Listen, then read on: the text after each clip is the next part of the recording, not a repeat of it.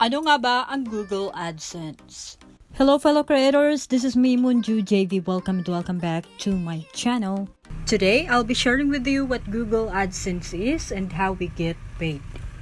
But before we dive into the topic, please like, share, and subscribe if you haven't already, and click the bell button for more tips and updates. So without further ado, let's start the video.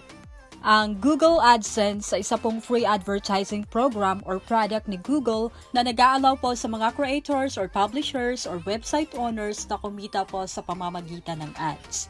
And separate po si Google AdSense kay YouTube. Si YouTube po kasi ay platform kung saan nag-upload tayo ng mga video or content natin. While AdSense, siya naman po ang nag-aalaw na ma-monetize ang mga video natin through ads and others. Or siya po ang nag-handle ng payment processing sa mga monetized creators. So, in summary, nag-i-integrate po si YouTube and Google AdSense para po ma-monetize ang isang creator or YouTube creators. So, kaya po tinawag na YouTube Partner Program kasi po nagko-combine or nagmi-merge si YouTube and Google AdSense para po ma-monetize ang creator. Okay? So, paano nga ba ginagamit ng mga creator ang Google AdSense? As a creators or YouTube creators, we basically need Google AdSense as a payment tool to ensure na makukuha natin ang kinita natin from ads, YouTube Premium, channel memberships, supers, and more. And syempre, bago tayo kumita at magkaroon ng Google AdSense account, we need to fulfill the requirements, which is at least 1,000 subscribers and at least 4,000 public watch hours. So kung eligible ka na or na-reach mo na ang requirements, pwede ka nang mag-apply for monetization or into the YouTube Partner Program. At pwede na po kayong mag-create and link ng Google account nyo, which will be the second step in the monetization application process. And paalala lang po, kapag po hindi mo pa na-reach ang requirements, huwag ka munang gumawa ng Google AdSense para maiwasan pong ma-delay ang application mo. Okay? Paano nga ba mag-set up ng Google account?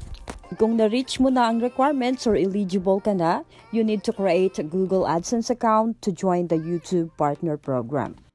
So, all you have to do is go to YouTube Studio and then i-click nyo po ang Earn tab or Monetization tab and i-click ang Apply Now. And there are 3 steps in the monetization application process. Number 1 will be Review Base Term or YouTube Partner Program Terms. I-click nyo po ang Start and i-review and accept nyo po ang base terms or YouTube Partner Program terms. And you will be redirected to Step 2, which will be Sign Up for Google AdSense. So, pwede na po kayong mag-create and link ng Google account by clicking Start and mapupunta po kayo sa Google AdSense to complete the step. And i-click nyo po ang Do you have an existing account? Yes, kung meron na po kayong Google account and yun po ang gamitin nyo. And kung wala naman, click No. And kung hindi kayo sigurado, i-click nyo po ang I don't know. And then, i-click nyo po ang Continue at pili po kayo ng Google account na gagamitin nyo. And after nyo pong pumili ng account, mapupunta na kayo sa Google AdSense or sign up for Google AdSense. Sa Get More Out of AdSense, i-click po ang Yes, Send Me Customized Help. Select your country kung saan nyo po i-address ang AdSense nyo. Halimbawa po nasa Dubai kayo pero hindi pa kayo permanent resident ng Dubai, mas maganda pong i-address nyo ang AdSense nyo sa Pilipinas po. Para mas madali nyong matanggap ang PIN nyo at hindi kayo magka-problema po sa application nyo. And then, i-accept nyo po ang terms and conditions para makapag-create po kayo ng account. I-click nyo po ang Create Account and mapupunta na kayo sa Customer Information.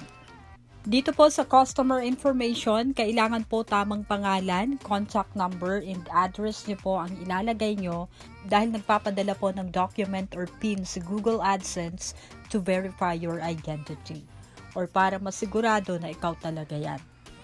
So, kailangan po ang ilalagay nyong pangalan, ang totoo pong pangalan nyo, pati na po yung address nyo and contact information. Huwag nyo pong ilagay ang channel name nyo kung hindi yun ang pangalan nyo. Halimbawa po, ang channel name nyo is Juan TV and ang real name nyo is Juan de la Cruz. So, ang ilalagay nyo po is Juan de la Cruz. So, i-double check nyo po muna ang personal information nyo bago nyo po i-submit. And once na-complete nyo na po ang information, you'll be taken back to the YouTube Studio at makikita nyo po sa Step 2 in progress. And after 24 hours nyo pong malalaman kung okay po ang application nyo for Google AdSense. And Step 3, get reviewed. Or mag-undergo po ng YouTube's review ang channel nyo. Or i-scan ni YouTube ang channel nyo as a whole para po makita or ma-check kung sumusunod po sa monetization policy ang mga content or video nyo. And since separate po si Google AdSense kay YouTube, meron din po silang sets of policy na kailangan nating sundin. Dahil sila po ang nagsaserve ng ads sa video natin.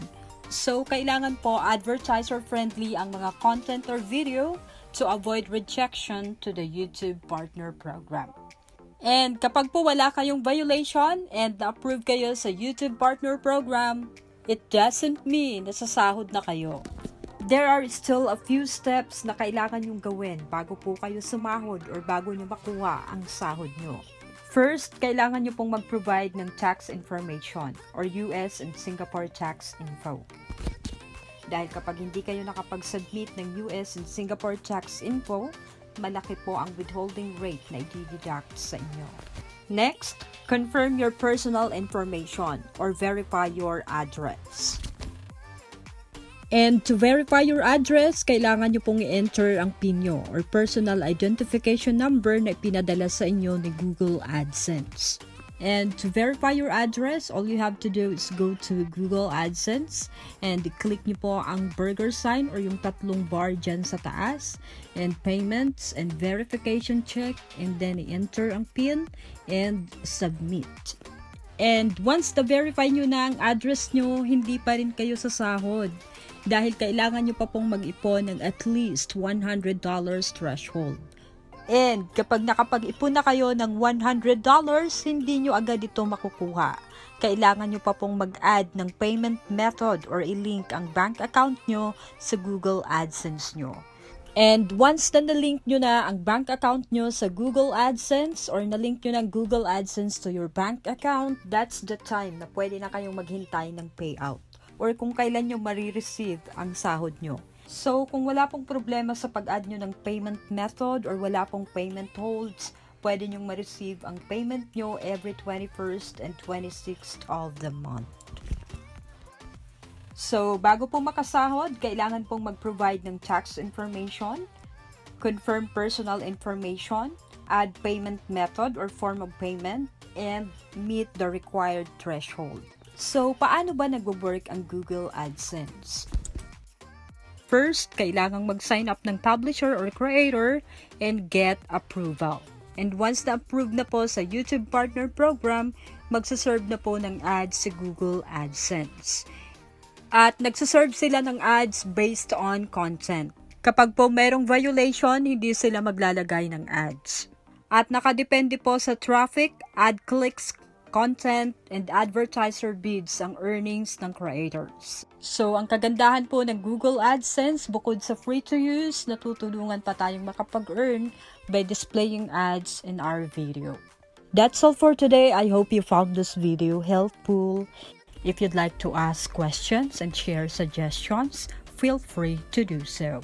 Thank you so much for watching. God bless.